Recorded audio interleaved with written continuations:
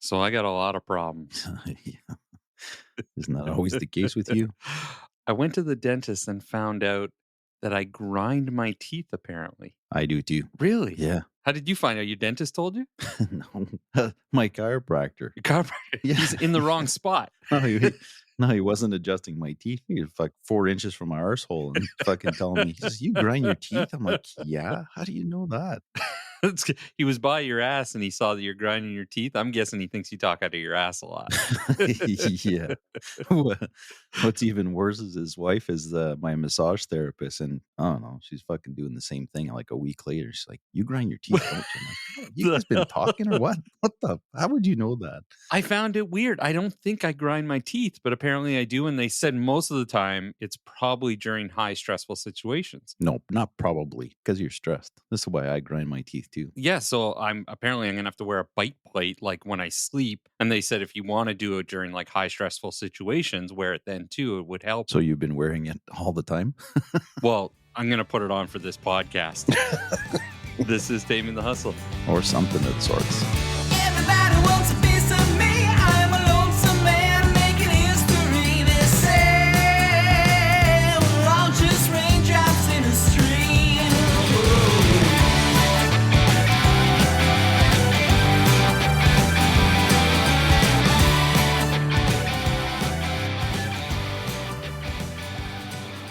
So if I sound a little different, it's because I put the bite plate in for the rest of this episode. Oh, there you go. Yeah, what do you got for us today? I wanna talk about government tools that allow us to, buy a home a little sooner. Oh, I thought you meant like when you said government tools. I'm like, I can name a list of those guys.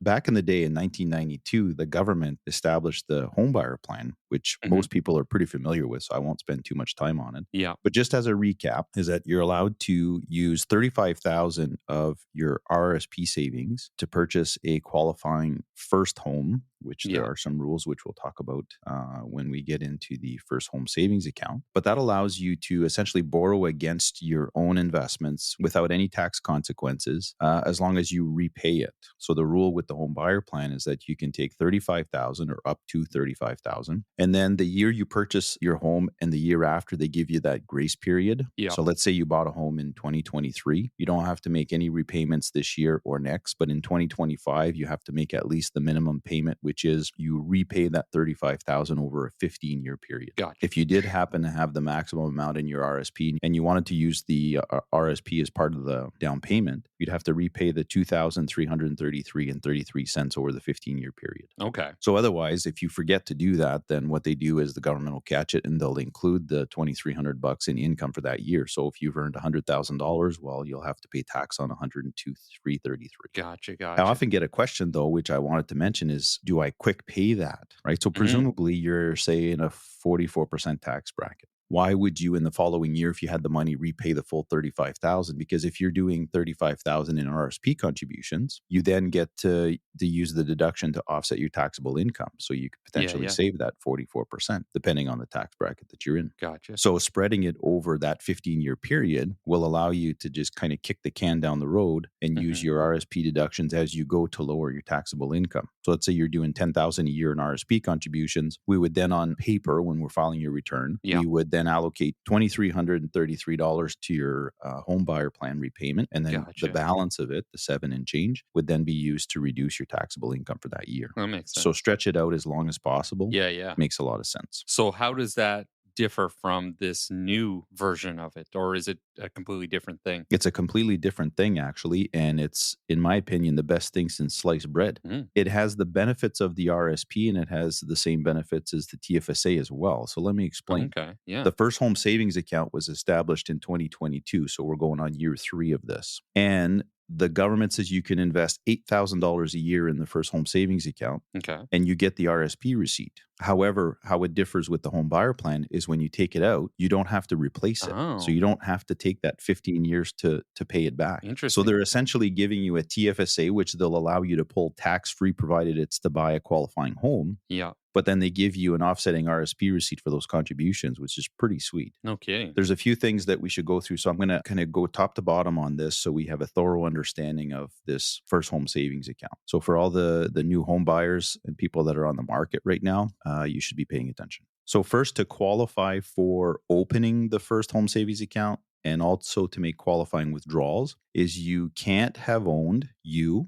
you can't have owned jointly, and your spouse cannot have owned a home in the year you opened the first home savings account and 4 years prior to that. Oh, okay. So you need to be home free for 5 Yeah. years. Gotcha. Then you qualify to do $8,000 a year. They'll allow you to double up, same as the RESP contributions we talked about in a prior episode, is if you don't maximize it, that $8,000 in a particular year, they'll allow you to play catch up in following years, but only up to the maximum double, like the Okay. RESP. So let's say you open the savings account this year, and then next year you make no contributions. Well, the following year, you can then double up at $16,000 and get the full RSP receipt. Oh, okay. Cool. Okay. And you can't double up any further back to the year you opened the account. So since they established this in 2022, if you only open the first home savings account in January of 2024, there's no way for you to double up to try to maximize and capitalize on the lost room from 2022 and 2023. It's only from the year you open the savings account. Yeah, that's what time machines are for.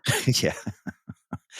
You know, I really wish I had a fucking time machine, to be honest with you. Me too. I don't live with regret at all, but there are some things I would like to go back and do differently. That's for sure. Same. All right. So then the lifetime limit is $40,000. So they do put a cap on it, but Okay. still significant enough, because if you maximize it over 5 years, you've maximized it. And then they give you 15 years to invest in your first home savings account Okay. before you have to make a decision on a house. So, Nice. you know, you can imagine if you've maximized the 40 grand, in addition to that, you've got $40,000 in RSP receipts that you've used to offset your taxable income. So there's Yeah. been some cost savings there. Then it grows essentially like a TFSA, it grows tax free. And then when you decide you're going to buy that home, so if you invest that for that 40,000 over a 10-year period, it could be pretty significant. Yeah, no kidding. So you've earned all of that growth tax free. You've had the ability to use your contributions as an RSP contribution and deduct from your income. And when you take it out, it's like the TFSA, where you don't have to pay tax on it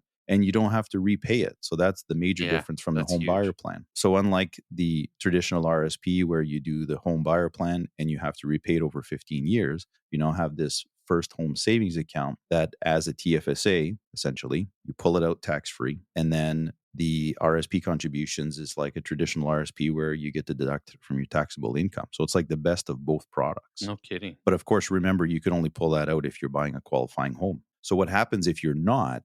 The reasons for you to have to pull your money out of the first home savings account would be, well, you bought the qualifying home and you used it as a down payment. The second one would be if in 15 years you haven't purchased the home, then what they'll do is they'll say, well, you have to either take it in cash and pay tax on it. So if you're in a year where you have low income, you might want to Okay. consider that. Yeah. But presumably you're still in the workforce and you're probably earning more than when you first set it up. Yeah. So you likely wouldn't want to pay the tax on that until you've retired and structured your income to pay less tax. So the government actually gives you the ability to transfer that to your RSP. Oh, okay. Nice. Yeah. So now this first home savings account will exist for 15 years and then it has to be wound up and we just transfer it to your RSP. And if you're a latecomer to the game and you happen to turn 71 before the 15 years is up, that's another reason why you would have to convert that to a RIF, because government rule Okay. says your RSP has to be converted to an income plan at 71. So this is for any age. Any age Doesn't matter how old you are. Obviously, over the age of 18. and under the age of 71. I anticipate kids will be living at home until they're 65 anyways. You know what? I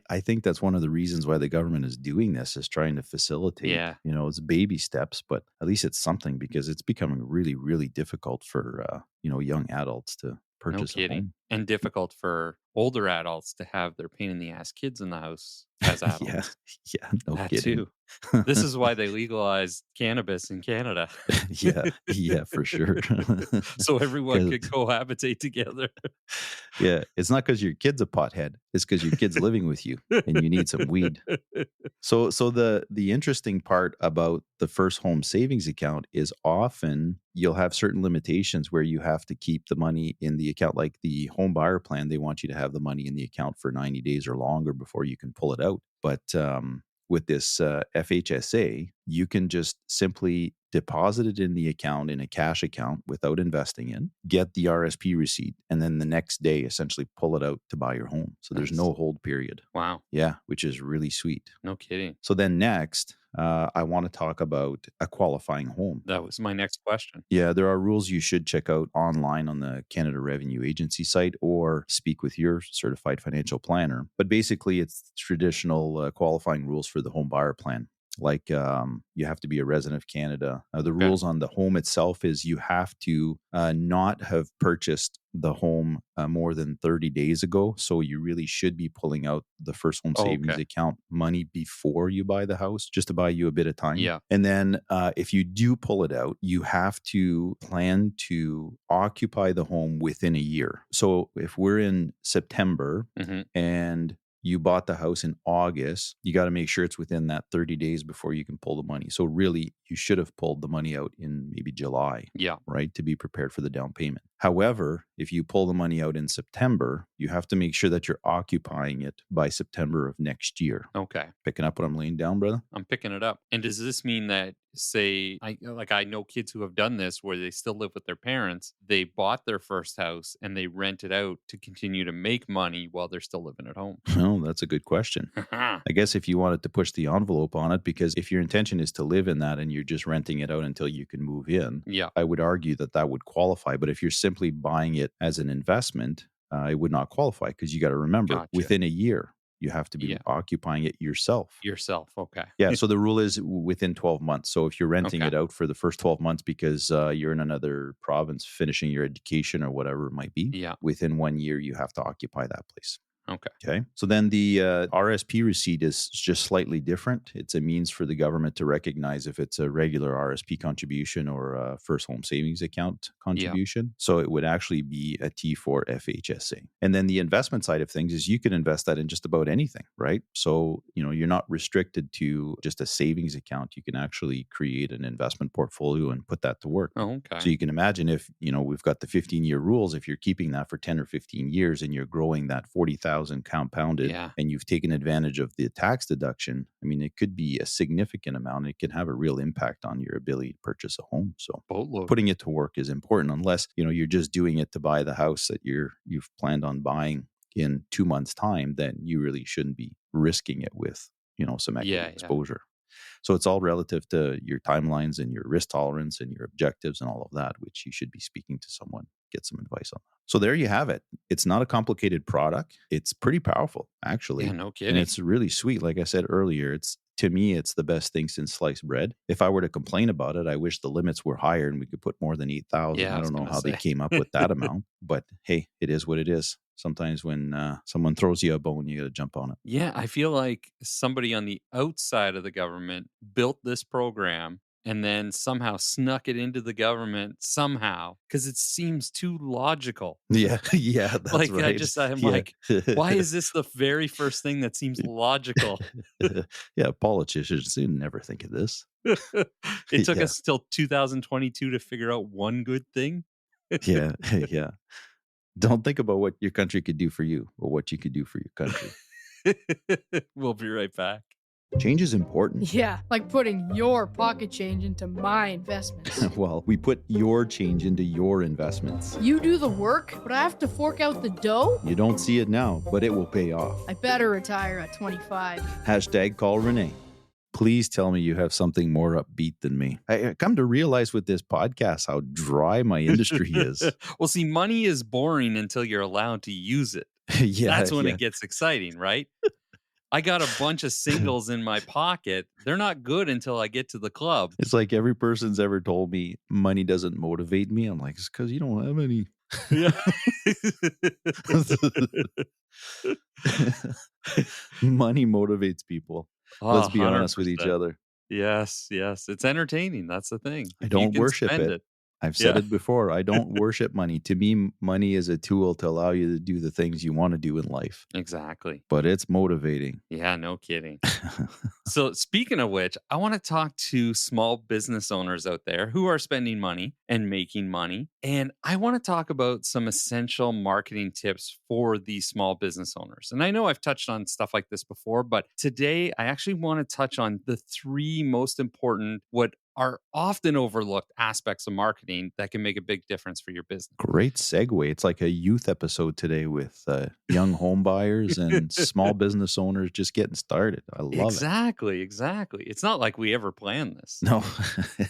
Oh, you're the genius behind all that stuff. So let's dive into the first one, which makes me shake my head the most out of all of them. I thought this was a no dive zone. I know it's over 6 feet. We're okay. Yeah. Oh, okay.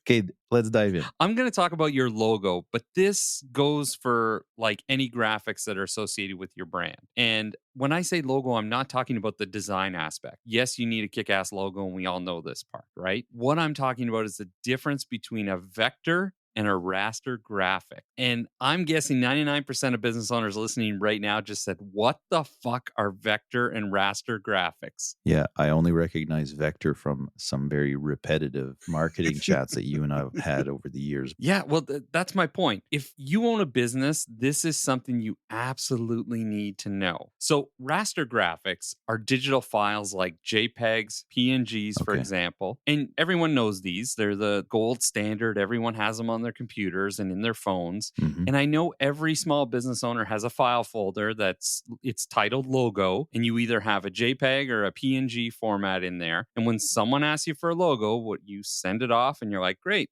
here it is. So why is this a problem? Well, if you're sending your logo to somebody, it's likely because you hired a graphic designer, you want something printed, or maybe you're having like shirts made. If you hired a graphic designer, then they're going to ask you for your logo in a vector format. And if you don't have it, they need to recreate your logo. Yeah. And guess what? Your invoice goes up, right? For sure. If you send that same file to a printer and they don't ask for a vector file, or you're getting t-shirts made and they don't ask for a vector file, you probably should go somewhere else because they don't care about quality. You're not going to get the quality for sure. Exactly. That I've learned from you for sure. Yeah, so what is a vector file, right? I'm saying you should have a vector file, so what the fuck is it and why is it so important to your business and your brand? Well, it's simple. Vector, and I'm going to sound complicated for 1 second, but it's going to make sense and it's all coming together. Vector graphics are created by using mathematical equations, and it allows them to be infinitely scaled up or down without losing any quality at all. Unlike those sons of bitches raster graphics like JPEGs and PNGs, which are made up of those individual pixels. You know, when you zoom in, you see those little boxes. Mm-hmm. They can become pixelated when scaled up or down. So let's go back to that t-shirt you want made. You send a PNG file to the apparel company, which they don't give a fuck. You can send a PNG. That's great.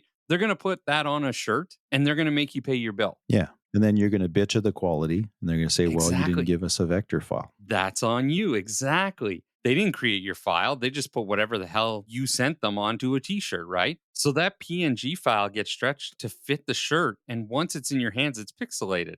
And you look at it, you're like, it's jagged. It looks like someone cut it with some dull scissors, right? Yeah. So here's how you prevent this. Anytime someone asks you for a logo, send them a vector file, which can be an SVG file, an AI file. And AI doesn't stand for artificial intelligence. It's Adobe Illustrator, or an EPS file. These are all vector files. So when you're creating your logo, always request vector formats from your designer. Yes, they're going to give you the JPEG and the PNG that you can put on your Word document, but you need the vector files. And you likely can't open these on your computer because you don't have the programs to do it. And that's okay. You can still have them on your computer. You can still email them. And when the other person on the other end gets them, they're likely going to message you and say, oh my God, thanks for sending the vector file. Yeah.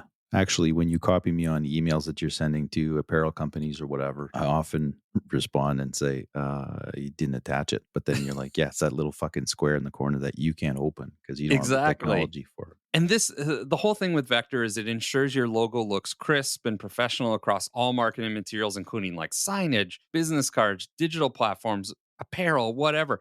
When I say signage, billboards, you want a billboard that's on the side of Highway 401. Yeah, 16 footer. It's going to be gigantic. You don't want it to be pixelated and look like shit, right? For sure. No one wants to buy shit. Exactly. You get that for free. And as a small business owner, sometimes you are stuck, looking after this stuff on your own just because of money Exactly. restraints. Yeah. But the second you can afford someone like Daryl, I highly recommend it. You get to focus on your business and you let the experts do what they do. You get a better outcome from both ends. Yeah, for sure. Okay, the next one, video resolution. There's more. There's more. I'm not done. I know. This is why you do all my shit, because I don't do this. I'm going to let Daryl do this part. I'm going to go for a coffee, because this is why I pay Daryl, is to look after this shit for me, not teach me how to do it. Whether you're hiring somebody to shoot video or you're doing it on your phone, you need to shoot at the highest resolution possible. And I know people will say this. There are new cameras and smartphones out there that will shoot up to 8K. And you're like, well, no one has 8K. Facebook doesn't do it, all this. But here's the thing. This is a key factor in video production. The resolution basically refers to the clarity and detail of the image, right? Of course. So if you shoot 4K resolution on your iPhone, that's 3,840 pixels by 2,160 pixels. And it provides stunning clarity compared to like 1080p, which is 1920 by 1080. The higher the resolution will always enhance that visual appeal of your videos. And especially important for marketing content like product shots or demos or advertising, or you're just simply your social media videos. Like for instance, social media platforms like Facebook and YouTube, they support 4K. So if you shoot in 4K and uploaded it, it's going to look stunning. And if it's not supported, if you're on X or Twitter or whatever the hell it's called today, and they don't support 4K, it will reformat it for you to bring it back down to 1080p. So you're not losing anything by doing it at a high resolution. This is so much like the vector files I was just saying, in the sense of you want to own the best quality of your product. And if you need to drop the resolution, you can. 100%. But you can't go the other way. After you shoot it, you can't make the resolution any better. That's right. Okay, the last one. And this is super important. There's still more. You're so smart, Daryl. There's still more. This is the last one, I promise. Website speed and mobile optimization. Okay, say that again. Website speed and mobile optimization. Okay. My goodness. How many times have you opened up a website and it's super slow to load? Or you open it up on your phone and shit's everywhere. You can't find the contact page. That's the worst. Where's the products? Whatever. I have a bit of patience for slow stuff, but man, when your phone is all fucked up because it's not formatted to be used on a mobile device, it's so annoying. Oh my God, I know. And that's the thing. This affects your website's performance, and it's crucial for the user experience. Just like you said, it pisses you off. And the search engine optimization, that plays into factor too because of it. Did you know that 47%, true fact, by the way, of users expect a website to load in less than 2 seconds? Well, I would hope that you didn't make up any facts, because then it No. wouldn't be a fact. It No. would just be shit you made up. I know, it's a true fact. But slow loading times can lead to higher bounce rates, which means the bounce rate is when people get there, they're going to hit the X in the corner if it's past 2 seconds. Wow. And they're going to leave your site. That means they're not using your service. That means they're not buying your product. Now, there are tools out there like Google's Page Speed Insights to analyze your website speed and receive optimization suggestions, but ensure your website's responsive, which means making it look good on mobile devices. Because mobile optimization is key, considering that more than half of the website traffic comes from mobile devices. Yeah, I believe that. So, how do you fix this as a business owner? If you are a DIYer and you built this website on your own, then guess what? It's time to hire a professional for this. This, in my opinion, Daryl, is not something you should do yourself. No, 100%. No. This is your brand. This is the first thing most people see about you. If you're starting a new business and you're saving up your pennies to make a go of it, this should be part of your budget when you're creating a business plan. 100%. Yeah. And if you've already hired somebody and you have a website and you have these issues, you need to contact them and say, fix these fucking things now. Yeah, or find somebody else. And you can use that, take it word for word. Fix these fucking things right now. yeah, there you go. Got to be able to use it on your phone. Got to have the speed. Yeah. Got to use vector file. Yes. You got to use the highest resolution for video recording. You got it. I'm listening, man. They're the three most important things. I was chirping you, but I'm listening. I know. I'm not dismissing your content, man. Your content is super fucking important, but you're super important because you're the shit and you're the one who does it all for us. So we appreciate you. It's important to have the best you can get for your business. Whether you're doing it yourself or hiring someone to do it, it has to be done right. Be all that you can be. Join the army. 2 American references there in one episode today. I know. Thanks, Daryl. All right, that's it. We'll be right back. Change is inevitable, and our team works hard to find impactful ways to benefit you and your well-being. With transparency, growth, and accountability, the dream to live well today while planning to live well tomorrow can be a reality. Hashtag call Renee of St. Cyr and Associates. All right. I still want to dive into this next topic. Yeah, let's stay in the dive zone. Exactly. So, for the last few episodes, we've chatted about the impacts of technology on our lives, from the episode where we talked about kids in tech, and recently about discussion about me making new friends as an adult. It's very hard to do. I still haven't met the neighbor, but that's okay. But today I want to focus on how technology influences our relationships and the importance of fostering that deeper connection. I find it so easy for our friendships to become reduced to texting or sharing videos on Instagram. Like, I have friends I barely see face to face, and it's exactly what I said. We text, we share social media videos or memes or whatever, and we live 10 minutes from each other. Like, have you noticed any of these types of changes? I'm going to be the devil's advocate here. Yeah. My thought on this is if you use technology properly, it could actually help nourish relationships. Okay. So sometimes I feel the same way as you, Daryl. It's like, fuck, you know what? All I feel is I'm just texting this guy. Yep. Let's say it's you. But if we didn't have technology, would I have lost contact altogether? Well, see, that's the thing. I agree with you in that sense. Like, long distance relationships, technology, it plays a huge factor in keeping that bond together while you're apart. But I'm talking about, like, I got a friend, literally, I can drive to his house right now. It's 10 minutes away, but I see him like once a month, if that. And all I'm doing is texting him every day. So still, devil's advocate, Yeah. we are fucking busy, right? This And is true. I'm not saying it's a good or a bad thing. It's not. Yeah. That's not today's topic. But people are super busy, and Mhm. I find, like, because we live in a community of less than 10,000 people, Yeah. I'm texting a lot to people that live almost next door. Yeah. But it gives me the ability to stay in touch, to stay relevant in their lives, and to still kind of be tuned into what's going on in their lives and vice versa. So that when we do see each other, I find that it just has, it allows for more meaningful conversation. Like, you have stuff to talk about because you've stayed in touch. Yeah. So the fear is the laziness part, which is what you're saying is, okay, am I getting lazy because, Renee lives 2 blocks over and I only see him once every couple of weeks and I'm texting him in the meantime. If Yeah. you didn't have a phone, would you go see Renee more often? That's Well, the and- question. But I think we would. Like, friends of mine down here that I used to go to the movies with, like, once a week, or we'd go play, basketball or badminton or whatever. There was always a reason to go see each other. We would schedule that face to face time. And now it's like, are we any busier? I don't know.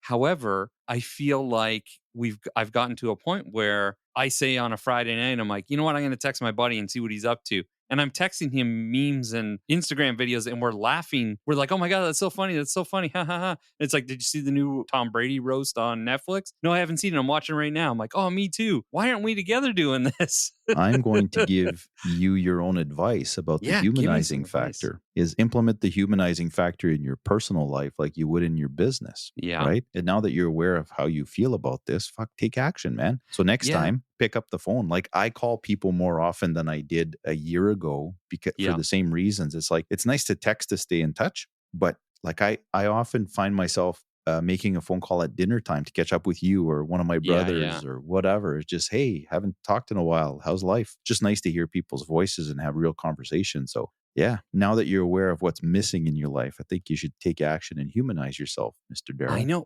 but here's the other part of things that bothers me is that the whole art of active listening, I find with technology, is gone. And I'm gonna say this, and I'm not trying to offend anybody, but when you're with somebody, like when I'm with somebody, I try to give them my full attention. I put all the distractions away. My phone's in my pocket. I am listening to what they have to say. I love chatting. You know that. I'm a chatterbox. I'll talk forever. I love to interact. But what drives me crazy is when you finally make that time to go face to face with somebody and they sit there and they're like, oh, it's so great. Hey, I'll show you this Instagram video I saw. And they're always on their phone or they're texting. I'm like, I am here. Oh my God. I knew where you were going with that. And that drives me absolutely fucking bonkers. And I mean, we're all human and sometimes you you take get a a text call or message. whatever, or Yeah, you're like dealing with something complicated at work and you're just hoping that fucking for text sure. come in so that you can really focus on conversation. Like no one's perfect. Yeah. But fuck, that's annoying. Yeah, like you just have to put those distractions away. If you make the time, we are in such a digital age world that if someone makes the time to come see you personally, face to face, put your phone away. Unless you're, again, you got a big work thing that's, you need to answer really fast. You have an emergency situation, whatever it could be. Your wife's pregnant. She's due to give birth any minute, then yeah, you gotta make yourself available in that sense. But at the same time, it's like, put your phone away. Yeah. What really worries me is the younger generation, they don't know any different now. It's like they've not acquired that skill and it's really worrisome. I've sat at a restaurant, and you mentioned this about families and their kids a few episodes ago having tablets and iPhones. But I've seen teenagers. I'll walk into a restaurant. There's four teenagers sitting at a table together. They're all on their phones. They don't talk to each other for fucking 20 minutes. Yeah. I feel like at some point in life, people are just going to sit and text each other. Even if they're face to face, there'll be no actual talking. It's so insane. And in saying that, I want to tell this story because I think it's so funny. Is when I was working in hockey, our assistant GM went and picked up a kid at the airport who was from Russia, and he was told, bring him out to dinner. This kid does not speak a word of English. He's coming from Russia, only speaks Russian. Our assistant GM was a young kid, and he only spoke English. So he takes him out for dinner, and they sat there. And the next day we said, we kind of laughed about it. We're like, so what'd you guys talk about? And so he's like, you know what? I found out all about his family and like, what he kind of where he grew up. And we're like, what? How did that happen? He's like, oh, well, we both had our phones. So we just text each other and it translated for us. Yeah. Google Translate, man. That's And I'm amazing. like, oh my God, that's so funny. Right. And so I'm like, I understand how moments like that, which is a funny moment, but can you imagine being the waiter and it's like these two guys are just texting each other the whole time? Yeah. But I could see how a phone or some type of digital component can help a relationship. But at the same time, as our world gets so busy, so clogged with this digital information and the need for something right now, we can't forget about that human connection, right? It makes for a better quality of life. I recently had a young couple just out of college, just starting in the workplace, and wanted to get ahead on their finances. And Nice. so, Good for them. boy, girl, the boy stayed on the fucking phone the whole meeting, didn't make eye contact once, probably Yeah. just scrolling through Instagram or whatever, Yeah. but was on his phone. And it's like he was trying to hide it. He was looking down underneath the table, but I knew he was on his phone. Yeah. A couple of times the girl kind of grabbed him by the arm and she would kind of pull him back into the conversation, but he would just kind of look down and he was like zoning out, and all of a sudden he'd just be right back into it. Like that's a skill that you need to acquire, and like put your No fucking phone down kidding. from time to time. Yeah. The it's- humanizing factor doesn't only apply in business, it applies Exactly. in all aspects of life. Yeah. It's so We important. need human connection. Yeah. So listen, touch base with somebody if you haven't in a while. Do a face-to-face meeting. Put your phone in your pocket. Put it on silent. Leave it in the car. Whatever you need to do. Be human. Make friends. I will talk to the neighbor, I promise. And record it all in 4K or higher. That's right. Listen, thanks for listening. It was a hell of an episode. I know you say your topics are boring, but they're so important. So They are very important. I agree.